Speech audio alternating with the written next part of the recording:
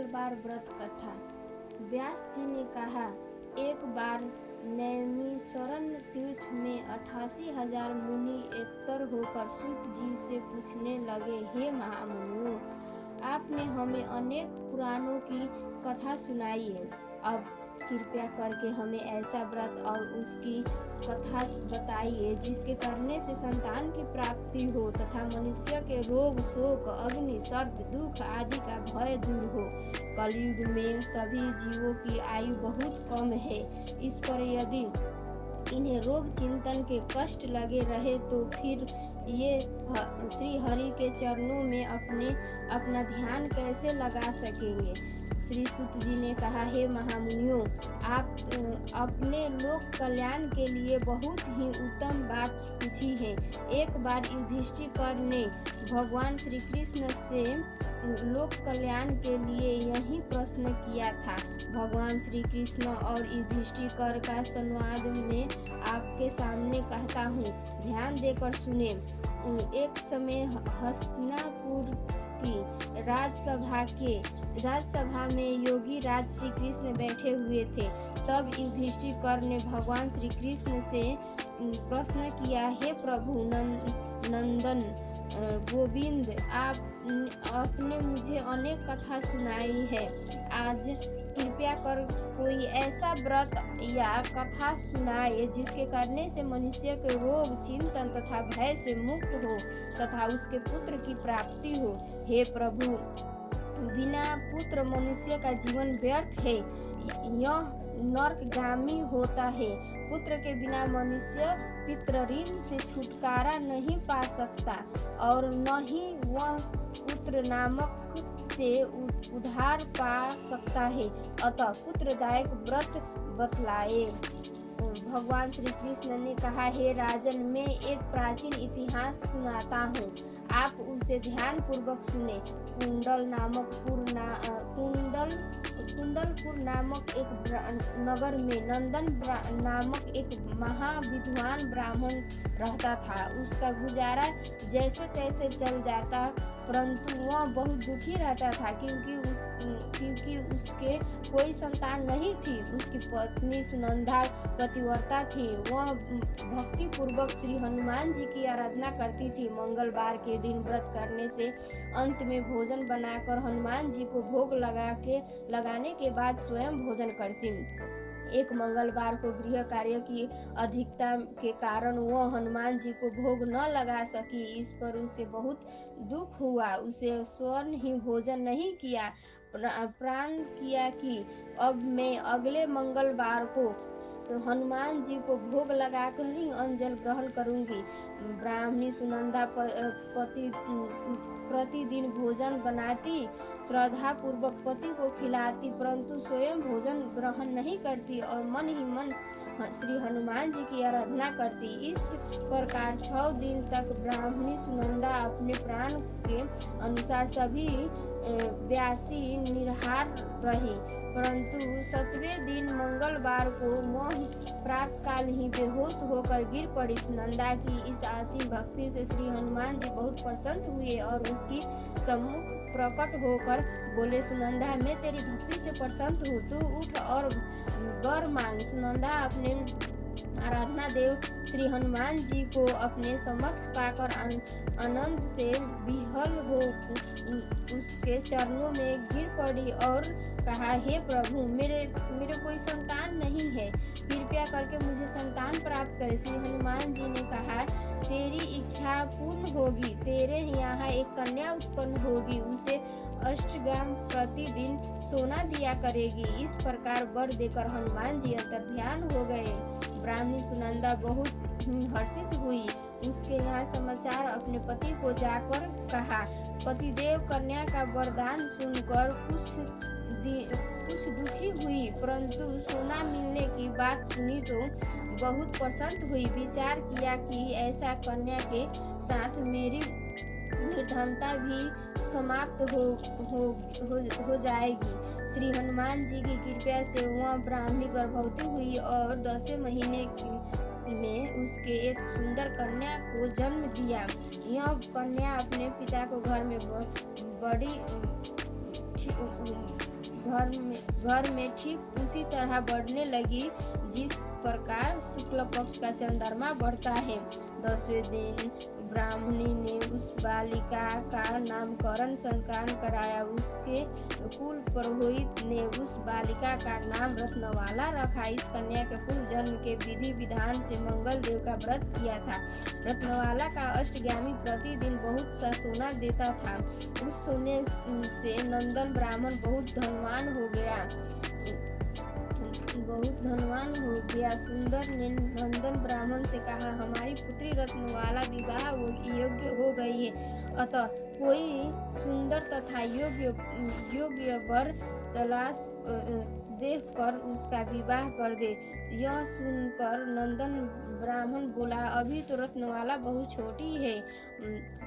तब ब्राह्मणी बोली, स्त्री की आज्ञा की कन्याओं 8वें वर्ष में गौरी, 9वें वर्ष में रोहिणी, 10वें वर्ष में कन्या के दानों के इसे प्रस्तवा ब्रजस्वाला हो जाती है। गौरी के दान से पताल लोक, रोहिणी के दान से वैकुंठ लोक और कन्या के दान से इंद्रलोक में सुखों की प्राप्ति होती है।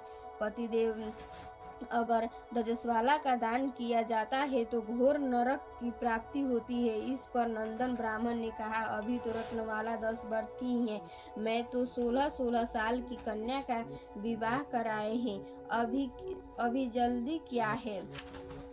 ब्राह्मणी सुनंदा ने कहा, अपने आप को लोग अधिक हो जाएगा। अगर 11 वर्ष में कन्या का विवाह नहीं होता है तो मासिक धर्म में रथ का पिता और बड़े भ्राता को पान करना पड़ता है। शास्त्रों में कहा गया है कि यदि माता पिता और बड़ा भाई रजस्वाला कन्या को देखते हैं तो नरक के गामी होते हैं। नंदन ब्राह्मण ने कहा, ठीक है, मैं कल योग वर की तलाश में अपना दूत भेजता हूँ। दूसरे दिन ब्राह्मण ने दूत को बुलाया और कहा, मेरी कन्या जैसी सुंदर है वैसे ही वर सुंदर उसके लिए तलाश करो। दूत स्वामी की आज्ञा पाकर वर खोजने के लिए चल पड़ा।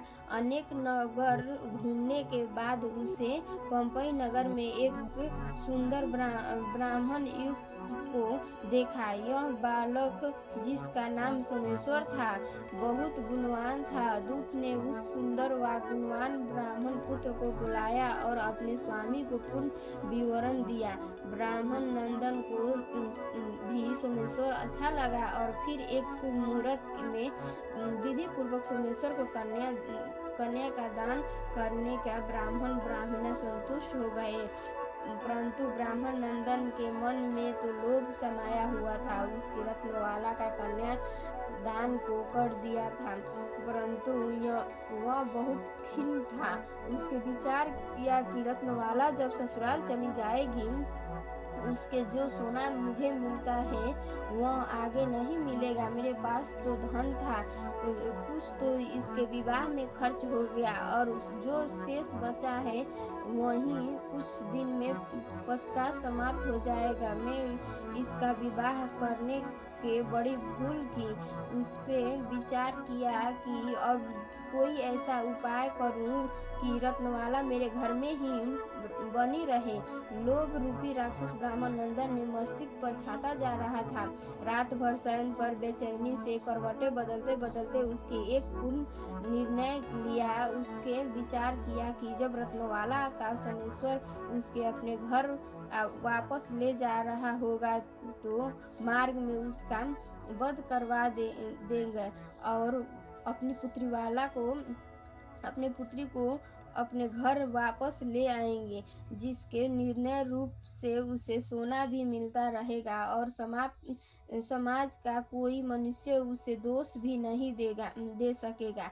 प्राप्त काल हुआ। नंदन ब्राह्मण और अपनी पुत्री सुनंदा से अपने जमाता तथा पुत्री को बहुत सारा धन देकर विदा किया। सोमेश्वर अपनी पत्नी रत्नवाला को लेकर अपने नगर की तरफ चल दिया। ब्राह्मण नंदन महालोभ के वशीभूत को पाप पुण्य का विचार भी भूल चुका था। उसे भयानक वह निर्णय शुभ कार्य रूप देने के लिए उसे अपने दूत को मार्ग में अपने जमाई का वध करने के लिए पहले ही भेज दिया था। दूत मार्ग में ही छिप कर बैठ गया और उसे ही सोमेश्वर उसे छिपे स्थान पर पहुंचा। ब्राह्मण ने दूत ने स्वामी की आज्ञा का पालन करते हुए सोमेश्वर का वध कर दिया। उसके पश्चात उसे वह समाचार ब्राह्मण तक भी पहुंचा दिया। अपने जमाता को वध का समाचार प्राप्त कर नंदन ब्राह्मण उस स्थल पर पहुंचा और रुदन करती हुई अपने पुत्री से बोला, पुत्री, मार्ग में लुटेरे ने तेरे पति का वध कर दिया है। भगवान की इच्छा के आगे किसका कोई वंश नहीं चलता। अब तू घर चल, वह रहकर ही शेष जीवन व्यतीत करना। जो भाग्य में लिखा है वही होता है। अपने पति का अकाल मृत्यु से रत्नवाला बहुत दुखी हुई। करुणाक्रंद व रुदन करती हुई वह अपने पिता से बोली, हे पिताजी, इस संसार में जिस स्त्री का पति नहीं है उसका जीवन व्यर्थ है। मैं अपने पति के साथ ही अपने सिर को जला दूंगी और सती होकर अपने इस जन्म को, माता पिता को, नाम को तथा सास ससुराल के यंश का समर्थन करूंगी। ब्राह्मण नंदन अपनी पुत्री रत्नवाला को वचनों का सुनकर अवाक रह गया और विचार करने लगा, मैंने व्यर्थ ही जमाता वध का पाप अपने सिर पर लिया। रत्नवाला अपने पति के साथ अपने प्राण तक देने को तैयार है। मेरे तो दोनों तरफ से मरण हो गया। धन तो अब मिलेगा नहीं। जमाई वध का पाप मेरे फल स्वरूप यम यातना भी भुगतानी पड़ेगी।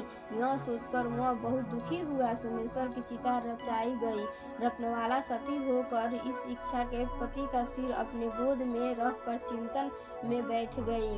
जिसके सोमेश्वर की चिंतन में आग लगी वैसे ही प्रसन्न हो मंगल देव वह प्रकट हुए और बोले, हे रत्नवाला, मैं तेरी पति भक्ति से बहुत प्रसन्न हूँ, तू वर मांग।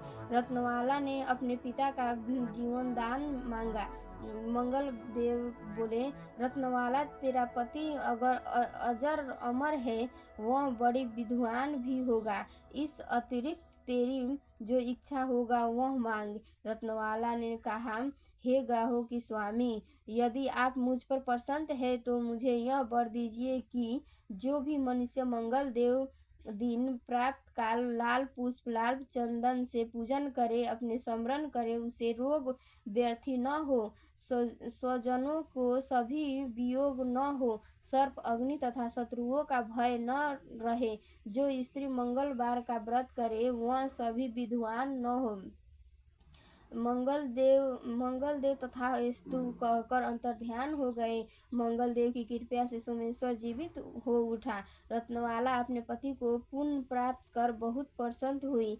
सोमेश्वर अपनी पति को लेकर अपने नगर को चल दिया। इसके बाद से दोनों पति पत्नी मंगलवार का व्रत प्रत्येक मंगलवार को करने लगे और मंगल देव की कृपा से इस लोक का सुख ऐश्वर्य भोग कर अनंत में स्वर्ण लोक को हो गए। मंगल देव